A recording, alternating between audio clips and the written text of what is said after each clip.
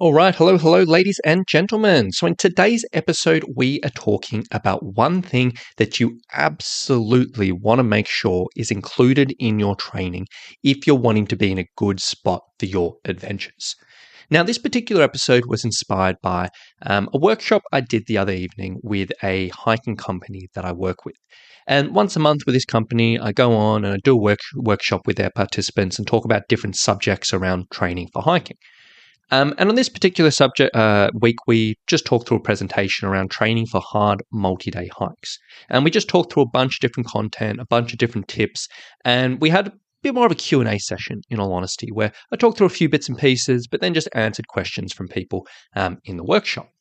And there was one particular situation that came up in about 4 or 5 different questions in slightly different ways. And also that I see all the time from hikers who I talk to on a weekly basis and just see things online. And it's something that I really want to cover today. Now, this particular misconception or issue or blind spot, or however you want to phrase it, it usually comes from people who are pretty generally active in their life. You know, they go to the gym, they do classes, they might have an active job. They feel like they do quite a bit in their week, and they very may well be doing a lot of training or a lot of exercise in their week. And they decide that they want to do a big hike. Maybe they've never done a hike like this before, or maybe it's just been a while or quite a few years, or maybe it's just something they do once a year or whatever it may be. And they look at the training that they're doing. And they're like, hey, I go to the gym, I do some classes, do some cycle classes, whatever it may be. And in all honesty, I feel like this is really good. This is good enough. I'm in a good routine. And they're like, look, I'm just going to make sure I'm really, really dedicated to my routine from now until the hike. And I'm going to really, really fit that in.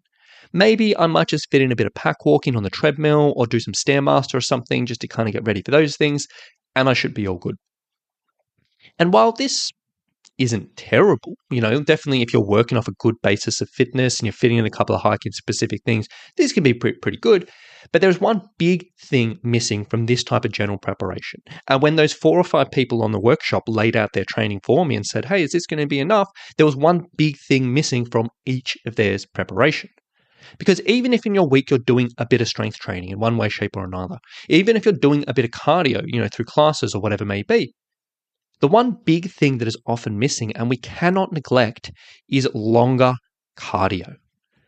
Because many people are under the misconception that if they can go do a cardio session in a week, maybe a spin class or a circuit class, or maybe even go out for a run or whatever it may be, and if they can work very, very hard for 20 minutes, 30 minutes, 45 minutes, they can get a really good sweat on, have a really good workout, that will be good enough for their hiking. But this is a mistake because there is a big difference for the body and for the mind between working at a hard intensity for 45 minutes and then working at a lower and moderate intensity for 4 hours. And even if in those 45 minutes you gave absolutely everything you had and walked out dripping in sweat, there is still a big difference between those types of things. The body has different needs for different situations. And there are different qualities of fitness that we need as a hiker to get ready for those longer duration stuff. Not to say shorter sessions can't be beneficial and can't be useful, but if that's all we're doing, there's a bit of a gap. Because the body, when it's exposed to this longer duration stuff, it will create certain adaptations and certain changes to better handle those specific needs. And if you don't expose your body to this in your training, in one way, shape, form, or another, then when you get out on your adventure, even if you are incredibly fit and you've been doing really, really good training, there's still going to be a bit of a gap in your preparedness. Your feet might get sore, your shins might get sore, your knees might get sore. You might find yourself getting tired or agitated after a couple of hours. You may just not recover well, you know, in between big climbs or in between big days or whatever it may be. And there's going to be a bit of a gap. Now, filling this gap doesn't have to be too complicated. And this is like common sense, like what most people will naturally fall into. The easiest thing here is just making sure you're doing some hiking in your training. That you sit down, you look at the plan, the hike you got coming up, and you create a hiking plan, which slowly builds up over time, which will essentially get you up to the point where before you head off on the trip, you're pretty confident that you can handle those longer distances with whatever pack weight you need. And even if you can't get out every week, because a lot of people are like, I just don't have the time to hike all the time, just do what you can. Can you hike every couple of weeks? Can you hike every 3 weeks? I've had many hikers who really only manage once a month. And as long as they're doing other good things in their week, this can often be enough. As long as we're getting some type of exposure regularly and building that up to this longer duration stuff, it really does go a long way.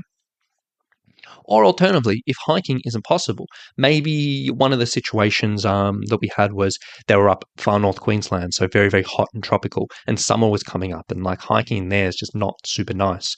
Or other situations I've heard before, people in the middle of winter in Alaska and they don't want to go out and hike, or it's really rainy, or they're not confident, or they're in like a part of the world which doesn't really have accessible hiking, or whatever it is. If hiking isn't possible, then you just need to think, okay, I may not be able to hike. I may not be able to get out for 4 or 5 or 6 hours and do this type of stuff, but what is some way that I can expose the body to longer duration walking? Just to get the body used to walking for long extended periods of time, sustaining those forces. So examples of this might be, okay, I can't go out and hike, but maybe are there some days on my weekend I can do some longer walking around the local area? Maybe on the weekend I know there's a cafe in the local area. Maybe I'll walk 90 minutes to that cafe. I'll have a coffee. Then I'll go walk somewhere else for 45 minutes, see a friend. And then I'll walk home for another 90 minutes. And that ends up being 3 hours, 4 hours worth of walking. That may not sound like super strenuous, but it's a way of exposing the body to that type of stuff. Or it may be a case of going into the gym and going on a treadmill and doing some long, steady state walking sessions, putting on a movie and slowly building that out. Or whatever. Sometimes you do need to get creative here, but the point goes, even if you are doing loads and loads and loads in your routine already, even if you're the most dedicated person in your local gym who's going in and doing every single class and being really, really, really, really active, you still want to cover this longer duration base as best as you can. And then saying that, yes, obviously I would argue, with all the other training, if you can take all that training time and get away from the general training and dedicate it to more hiking specific stuff, and instead of doing group classes but actually hone in on your hiking, you probably will be much more effective in your training. But I understand some people don't want that. And this specific situation, a lot of people really like their routine, but we just need to fill that gap. So please, if you're a hiker who may be super active, maybe super, super, super happy with your normal routine and you're building up for a big adventure, just make sure you are doing this bare minimum. Find some type of longer duration, lower intensity cardio, which you can build up over time, which can expose the body to these types of things. It really, really, really is the missing piece, and it really will go a long way.